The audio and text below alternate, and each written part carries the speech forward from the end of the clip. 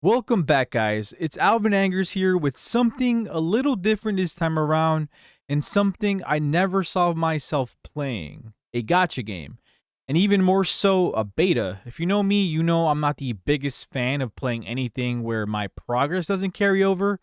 More so because I have so little time set for gaming that I need to be picky about what I give my attention to.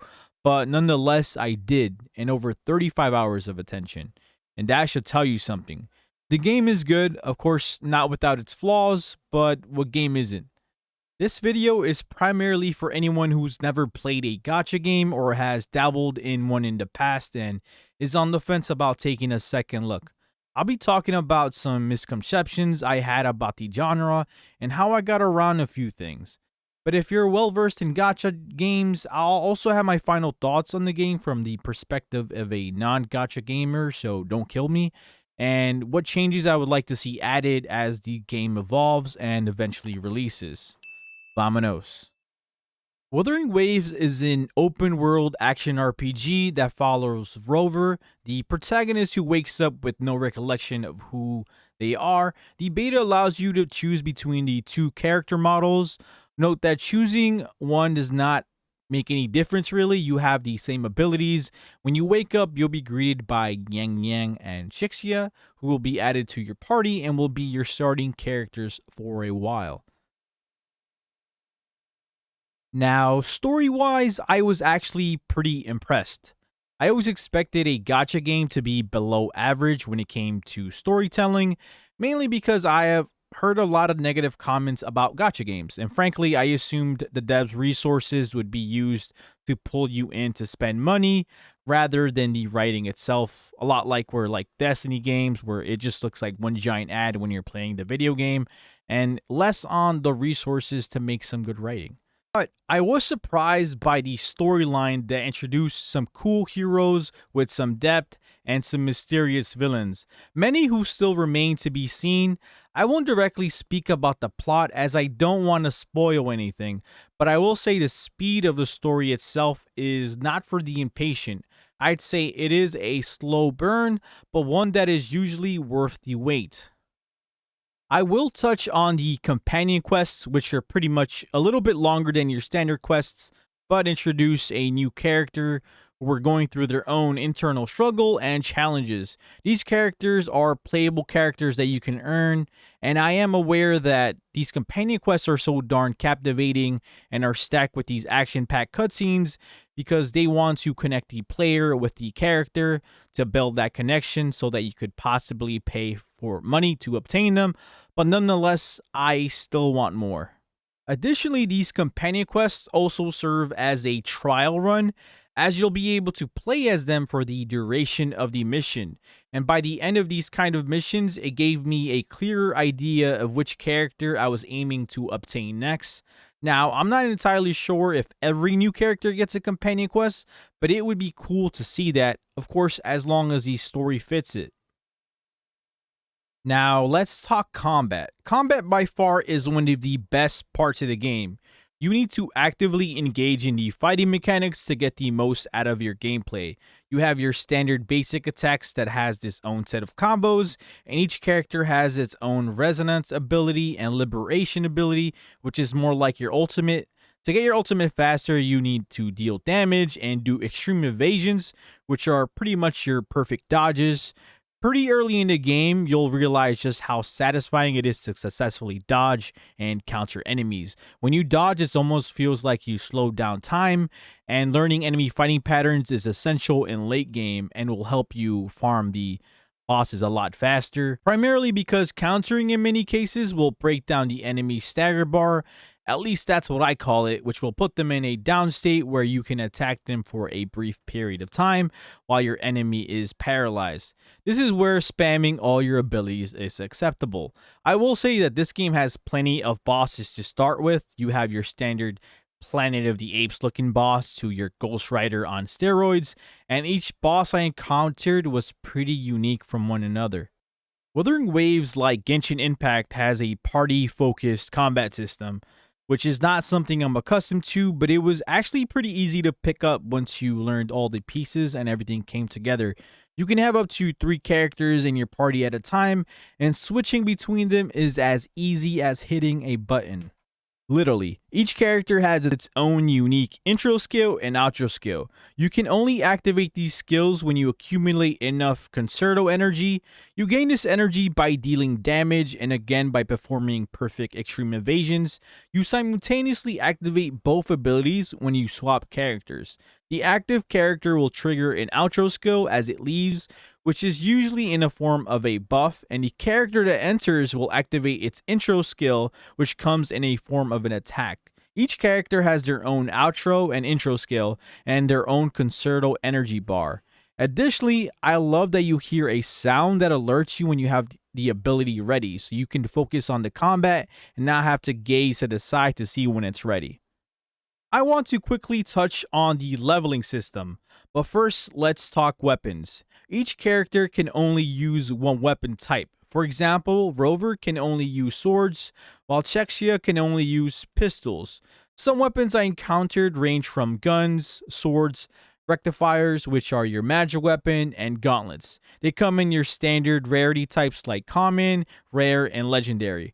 Legendary weapons was as high as I attained, and I believe it's considered to be a 4-star weapon. Each weapon also has its own random attributes and a static buff.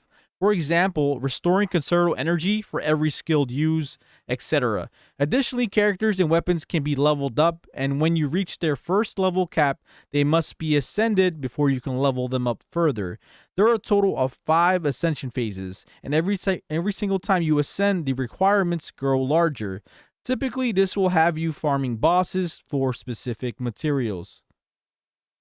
Unlike other games, you don't level up your weapons and characters the traditional way, which is by playing with them, but instead are rewarded these weapon and character XP packs that you can apply to whoever or whatever weapon you want, and are earned through specific activities and even quests.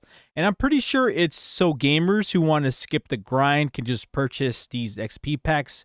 Additionally, I'm unsure if you can buy the boss materials needed for ascending with real money, but I'm pretty confident you can't do that because I don't recall seeing that material for sale. I want to quickly touch on this before we move on. Ordinarily, I'd be bothered by this, but I think most gamers who are not accustomed to this would be too. It's a normal reaction, but I had to quickly come to terms that while it can be viewed as unfair and a little bit pay to win, me spending money and this other player spending real money, we are not in a direct competition. And so if they get there first, it has no correlation with me having fun and playing the game. And if you come to terms with that, you'll have a good time. But if you can't, that's perfectly fine too.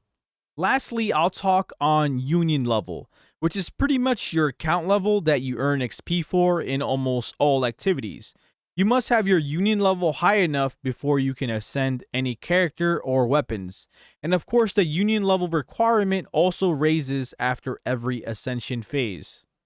Now, let's move on to exploring this new open world. The game is not going to be as colorful as Genshin, as it's going for a more post-apocalypse look, and it fits pretty well with the story, and the enemies look like they belong.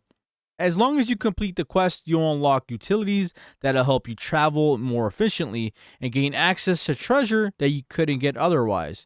You'll get things like a hook that, while it has a timer, it helps you climb faster, and of course you can even wall run for as long as you have stamina for. You also have utilities that allow you to move objects, or a sensor that helps you detect resources. All these utilities will aid you in things from solving puzzles to combat. Out in the world, you'll come across beacons that you can activate and will serve as a fast travel location. And trust me, you will be fast traveling everywhere to save time. There are also these bigger beacons that, when unlocked, would actually reveal the region of the map. Alright, we're going to move on to ecosystem, which is actually one of the coolest parts of the game, especially if you like Pokemon. Not only does the Echo give you an additional ability, but you also look badass at the same time. Sometimes even a party animal. So when you look at your Echoes, if it looks like a damn Pokedex, that's because that's kind of what it is. At first glance, it looks like there are a total of 228 Echoes, but from my understanding, this includes different rarities of the same Echo. You can equip up to 5 echoes to each character that will enhance the character's attributes, but only the primary echo or the first slot echo will give you that echo's skill. It's important to note that each echo has its own type, like Molten Rift or Void Thunder, which are pretty much just fancy names for fire and thunder. Additionally, each echo has its own cost and a random roll of attribute stats. For example, the Zigzag Echo skill will summon a detonation to cause spectral damage and create stagnation area. Additionally, echoes also have effects that unlock the more X number of sets of the same echo type that you have equipped. Echoes are potentially earned after defeating an enemy, and yes, that includes bosses. I say potentially because there's only X percentage chance that an echo drops from an enemy. The percentage and the rank of the echo increases as you level up your data bank level, which is pretty much your ecosystem level for simplicity. You level up your data bank by absorbing new echoes. Additionally, leveling this up also increases your overall stamina. I saved the gacha system for last. In gacha games, you have this pull system, which pretty much yields a random item. Think of it as a slot machine. In this store, you can use a currency called Tide, which you can use to pull for items.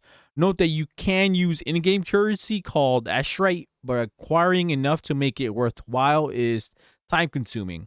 There is a character banner, which gives you a chance to obtain one of these 5 characters, but again, it's a risk. Not only are you not guaranteed a character, but you could pull weapons instead. Each banner also tells you how many pulls are needed to guarantee the X 5-star item, so from that perspective, it's not too bad.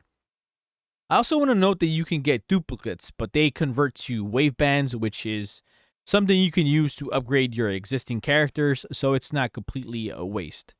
There are also character-specific banners which highlight a specific character. When you have the guaranteed pull, it gives you a 50% chance that it'll be that character. If not, you'll get another 5-star character, but your next pull of a 5-star character guarantees to be the highlighted character. Throughout my playthrough, I saw multiple banners. You also have a weapon banner, which has multiple weapons, and you can target which weapon you're pulling for, which is pretty cool. And also has a guaranteed pull after X amount of pulls. In this case, there is no 50 chance. You are simply guaranteed the targeted weapon after X amount of pulls. Through my beta playthrough, I was able to earn about 3 characters from pulling, so it's not that bad as it may sound to a new player. Though I believe they were lenient with this currency during the beta since it wasn't going to carry over. You had daily login rewards that gave you free pulls, and on one daily login you even got a free character. They also had other sources for rewards like the Pioneer Podcast, which works exactly like a battle pass with a free and paid part. Then you had Trophies tab that rewarded you Ashrites after completing in-game achievements. And then you had a guidebook that was pretty much like a daily task list, which also gave you rewards. Alright guys, let's talk about the stamina system, which is actually what I hate most about gacha games. In Wuthering Waves, you have this wave plate currency that we all start with, and is used to pretty much accept rewards after completing an activity. Think of it as a roadblock to progressing too fast. You start off with 240 wave plates, and if you use them all, the wave plates themselves don't refill until X amount of time passes. But X amount for 240 wave plates is a whole 24 hours. You can partially fill wave plates up to 6 times a day by using Ashrites, which is a currency you earn for completing most activities. But there's also an item you can find that gives you 60 wave plates for every use. And while you can use this item as many times as you want, this item is not easy to come by, so don't expect this to be a solution. At the start, you really won't notice this, as you really don't need, as you'll be progressing through the story and the quests and won't really need them. Because all you're really doing at this point is just leveling up and getting all your needs met from the quest rewards. To wrap this up, I want to tell you more or less how the experience is going to be in Wuthering Waves. Your game loop after completing the quests is pretty much like boss farming for materials. needed to ascend your characters. And after that, you've ascended them, you'll have to complete activities to earn those XP packs that I mentioned, or complete forgery challenges that'll earn you materials needed to level up your skill tree, and so on. Note each character type has different resource requirements to level up their skill tree. When I got bored of that, I'll hunt down regular enemies for their materials, which is again needed for the skill tree. At the same time, I'm earning echoes and leveling up my data bank to get those higher level echoes, and then just rinse and repeat. I will say that I never found myself bored though, because once I hit the level cap and I couldn't ascend further because my union level was too low, which is your account level, I would just go ahead and start leveling up my other characters that I pulled. Things I really want to see going forward are more quests, because really early in the game, I completed all these story missions, and then there was just this big gap of my game loop that was kind of gone. I really hope this is because they didn't want to give you the entirety of the story during the beta, which I completely understand. Quality of life issues that I would love to see are being able to see all the echo stats on one screen instead of having to click each echo individually. And also when it came to farming, you're able to track down enemies by going to the menu and stuff.